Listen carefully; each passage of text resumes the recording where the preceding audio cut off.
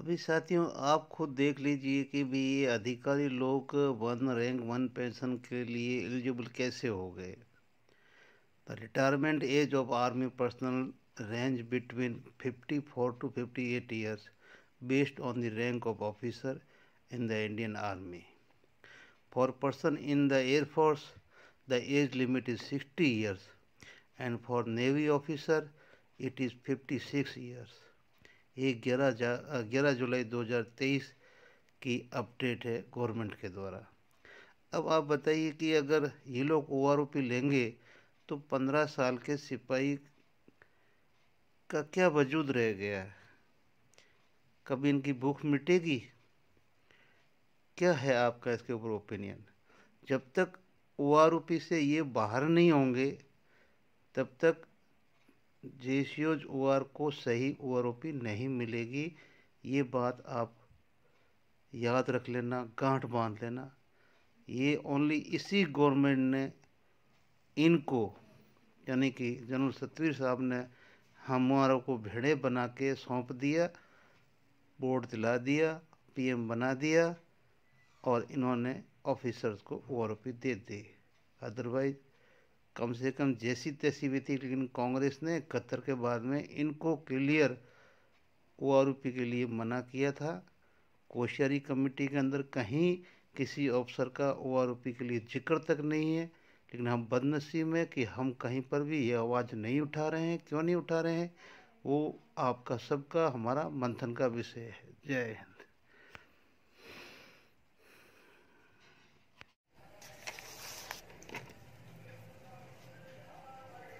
जय हिंद, सुप्रभात साथियों। ओआरओपी के बारे में अभी पिछले 10-15 दिन, शायद 1 महीना हो गया कि हम लोग लड़ ही रहे हैं, लेकिन ओआरओपी का मुद्दा तो पीछे छूट ही गया। आज सोच रहा हूँ कि थोड़ा सा पहले प्रकाश अपनी ओआरओपी के ऊपर डाले कि इसमें एक और टेक्निकल कारण है जिसमें कि विसंगतियाँ उत्पन्न होना स्वाभाविक है। अब वो क्यों है कि पहला शर्त तो यही है कि ओआरओपी जेसी जवान के लिए थी, अधिकारी आ गए, पहला कारण। दूसरी बात, जो हमारी तीनों सेनाएं हैं, सेना, एयरफोर्स और नेवी, तीनों के अंदर का जो सर्विस की कंडीशन है वो अलग अलग है। फॉर एग्जांपल, अगर सेना में एक सूबेदार मेजर बन जाता है तो 4 साल से ज़्यादा नौकरी नहीं कर सकता, और वो बने कितने साल में ही। लेकिन अगर सूबेदार मेजर वीरिंग कर ली तो 4 साल से ज़्यादा नहीं कर सकता। यानी कि अगर ये उसकी 4 साल पूरी हो गई, उसकी कोई भी एज है, उसको रिटायरमेंट लेना पड़ेगा, तो उसको बाहर कर दिया जाएगा। दूसरी तरफ एयरफोर्स और नेवी के अंदर इसी रैंक में आप जब अपनी काबिलियत से अगर सूबेदार मेजर के इक्विवेलेंट आप पोस्ट ग्रहण कर लेते हैं तो एयरफोर्स के अंदर 57 साल तक आप नौकरी कर सकते हैं। मेरी एक साहब से आज सुबह बात हुई, उस साहब ने 9 साल एज ए सूबेदार मेजर काम किया। ऐसा ही सेम नेवी में भी है। 15 साल में एक जवान की तरह रिटायरमेंट ले सकते हैं, लेकिन अगर नौकरी करना चाहे तो वो अपना पहला कमीशन लेने के बाद, जैसे हमारा नायब सूबेदार का होता है, वहाँ तक लेने के बाद में, पहले कमीशन के बाद में, या एयरफोर्स में जेडब्ल्यू के पास में, वो 57 साल तक नौकरी कर सकते हैं, अगला प्रमोशन मिले या ना मिले। सेना में ऐसा नहीं है।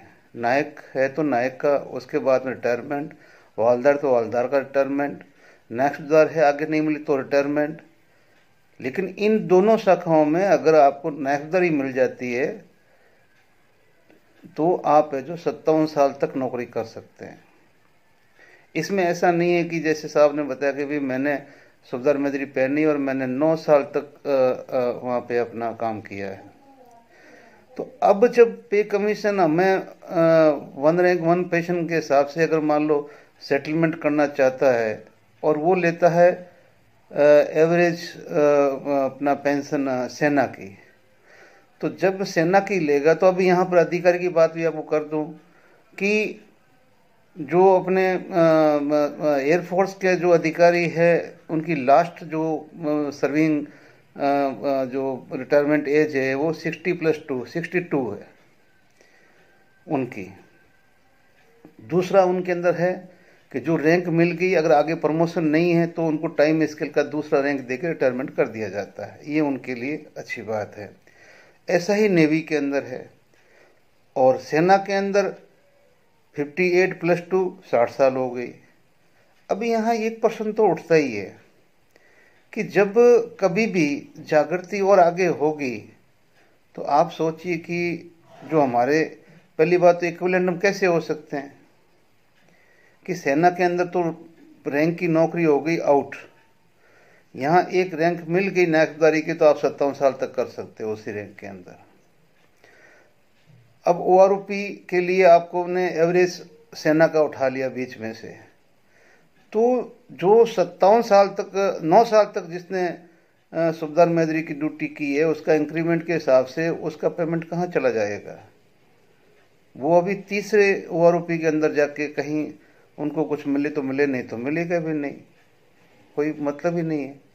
वन रैंक वन पेंशन का ये जो खिचड़ी है सबके समझ से बाहर है, अपनी अपनी डिक्के आंक रहे हैं। जब तक तीनों सेनाओं का जो सिस्टम है वो सारा ही अलग अलग है, प्रमोशन क्राइटेरिया अलग है, सर्विस क्राइटेरिया अलग है, ठीक है ना, कलर सर्विस अलग है, तो फिर बाद में आप इनको मिक्स करके एक पेंशन में कैसे डाल सकते हैं? फिर अगर आपको लेना है तो फिर ऊपर से लो ना आप, जैसे एयरफोर्स का 57 है तो उसका जो एवरेज पेमेंट लो, लेके फिर नीचे वालों को शामिल करो। आपको नीचे वालों को ऊपर लाना है ना, ऊपर वालों को नीचे क्यों ला रहे हो? तो ये तो वो सवाल है। लेकिन आने वाले समय में ये सवाल बहुत गहन हो जाएगा इस ओआरओपी के अंदर कि जब अधिकारी 60 साल वाला सेना का डिफेंस का ले रहा है ओआरओपी, तो बाकी जितने भी ब्यूरोक्रेसी के सभी की भी एज 60 साल ही है, 60-62 साल है, तो वो भी कल को मांग करेंगे भी ओआरओपी हमें भी मिलनी चाहिए। 58 साल अगर मान लो 57 साल की नौकरी करते हैं तो पैरामिलिट्री फोर्स के अंदर भी 57-58 और 60 साल तक की नौकरी है, तो वहाँ भी प्रश्न उठता है कि भाई 60 साल का अधिकारी ओआरओपी ले सकता है तो 60 साल का सिपाही क्यों नहीं ले सकता भाई?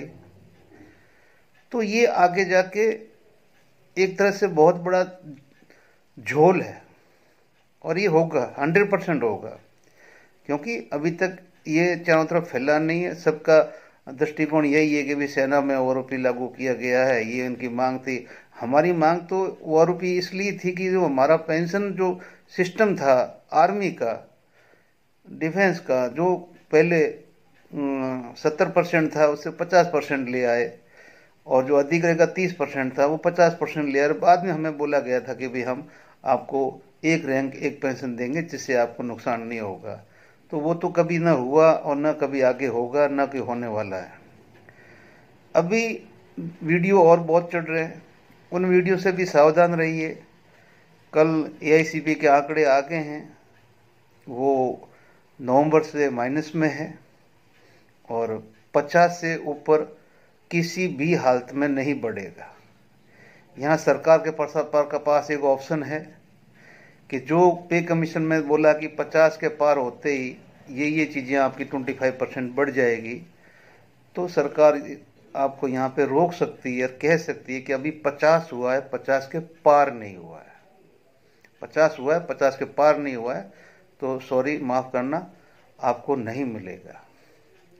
अभी आप जितने भी बुजुर्ग हैं, सीनियर है, सभी ने जिसने तीसरा पे कमीशन देखा, चौथा देखा, पांचवा देखा, छठा देखा, वहाँ जब पे कमीशन 5 साल के बाद या 6 साल या 7 साल जब हो जाते थे पे कमीशन आउट हुए को, तो डीए अमूमन एवरेज 60 से 70 तक चला जाता था। किसी भी पे कमीशन का पिछला इतिहास देख लो, जो डियरनेस अलाउंस है वो निकल जाता था, जबकि पहले इतनी महंगाई बढ़ती भी नहीं थी। आज ये महंगाई इतनी चरम सीमा पे होने के बाद में एआईसीपी के आंकड़े लोअर क्यों रहते हैं? तो इसका जो खुलासा किया था भूतपूर्व वित्त मंत्री यशवंत सिन्हा साहब ने, जब उन्होंने बीजेपी छोड़ी थी, उन्होंने इसी बात के ऊपर, वो हमारे फाइनेंस मिनिस्टर भी रहे हैं, और उन्होंने बात था कि भी जो स्टैटिक मैथमेटिक कैलकुलेशन जो फॉर्मूलेज हैं वो इस गवर्नमेंट ने चेंज कर दिए हैं। चाहे वो रोजगार के आंकड़े हो, चाहे वो महंगाई के आंकड़े हो, चाहे वो विदेशी कर्ज के आंकड़े हो, चाहे हमारी जीडीपी के आंकड़े हो, वो जो फॉर्मूले हैं इस गवर्नमेंट ने अपने हिसाब से सेट किए हैं कि किसको जिसको बढ़ के दिखाना है उसमें कौन सा फॉर्मूला लगाना है, और जिसको हमें कम देना है उसमें कौन सा फॉर्मूला लगाना है। और कोई कहता है कि नहीं ऐसा नहीं है, तो साहब आप भ्रम मत रहिए। स्टैटिक मैथमेटिक्स के कुछ आंकड़े जो इन्होंने अभी लागू किए हैं इस गवर्नमेंट ने, वो पिछले जो हमारे 50 साल से चलते आ रहे थे उनको पूरा चेंज कर दिया गया है। और ये भी किसी को शक है तो वो अपनी आरटीआई डाले, और भाई 2014 से पहले कौन सा फॉर्मूला था, और आप खुद ही सोच लीजिए ना 2014 के बाद से लेके अभी तक की महंगाई कितनी बढ़ी है। तो जो पिछले हमारे 10 साल का जो पे कमीशन होता था तो उसमें 7-8 साल के बाद में हमारी महंगाई कितनी बढ़ जाती थी। तो वो कौन से फॉर्मूले से कैलकुलेट करते थे और आज कौन से कर रहे हैं कि आज हम 50 से ऊपर नहीं जा रहे हैं। इतनी छोटी सी बात तो दिमाग में आती है ना अपने को, या नहीं आती है? आती है तो फिर आप सोचिए कि यहाँ पर भी सरकार का बहुत बड़ा जगलम झोल है। कल देखा, बजट भाषण भी देखा, बहुत अच्छा था। अब पता नहीं आज से ये क्या देंगे क्या नहीं देंगे, लेकिन मेरा एक इस सरकार से इस वीडियो में 1% तो अभी बनता है। बेशक मैं सैनिक हूँ, लेकिन ये 2% का उत्तर किसी के पास में हो तो आप लोग भी मेरे कमेंट्स में दे सकते हैं कि भाई हम विश्व की तीसरी आर्थिक वो शक्ति, महाशक्ति बनने जा रहे हैं। ये हमारी जीडीपी है, ये हमारा सब कुछ है, ये सब कुछ है, ये हमारा मार्केट वैल्यू है, ये हमारा स्टेटस है। तो मुझे 2 चीज़ का आंसर दे दीजिए कि पहली बात कि ये जो जितना भी पिछले 10 साल के अंदर हमने विदेशों से कर्ज लिया, हर देश की अपनी कैपिटल होती है ना, और कैपिटल वैल्यू होती है। तो इस कंट्री की कैपिटल वैल्यू के अंदर आप विदेशी कर्ज, विश्व बैंक का कर्ज, बाकी देशों के अदर बैंक्स के कर्ज, साथ में हमारा रिजर्व बैंक से कर्ज और हमारा फॉरेन इन्वेस्टमेंट, ये सब निकाल लेने के बाद में, ये सब अगर हम निकाल लेते हैं तो पीछे हमारी अपने देश की संपत्ति यानी कैपिटल कितनी बच जाती है, इसका खुलासा गवर्नमेंट कर सकती है तो करे। यानी कि जितने हमारे ऊपर कर्ज आज के दिन 10 साल में बढ़े हैं, उन सारी कर्जों को माइनस करने के बाद में हमारी कैपिटल इस देश की कितनी बच जाती है। दूसरा, अगर हमारी कैपिटल अगर मजबूत होती है, ग्रोथ मजबूत होती है, तो फिर हमारी मुद्रा मजबूत क्यों नहीं होती है? 10 साल के अंदर, या ये 10वां साल चल रहा है, तो इस 10 साल के अंदर रुपया -1% भी अपनी मजबूती क्यों नहीं पकड़ पाया? अगर आपकी आर्थिक मैं बोला, अगर आप आर्थिक रूप से सशक्त होते जा रहे हो तो आपका रुपया तो सशक्त नहीं हो रहा है, फिर आप आर्थिक कहां से हो गया?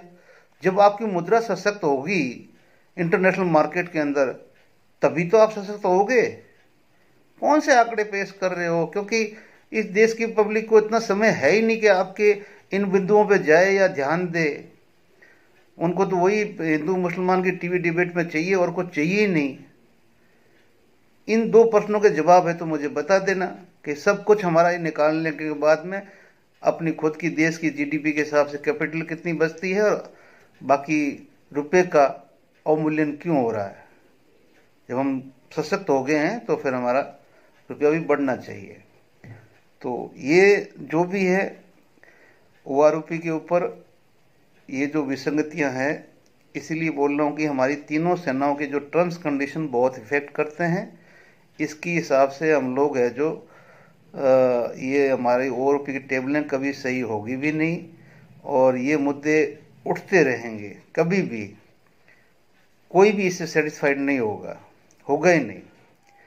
तो इसलिए जैसे कि जिसका पे पेंशन जिस भी डिपार्टमेंट का हाई है उसका एवरेज लो और उसके बाद में दो। अब मान लो 22 साल में सुबेदार मेजर मान लो बन गए, तो वो साहब तो 26 साल में रिटायर हो जाएंगे।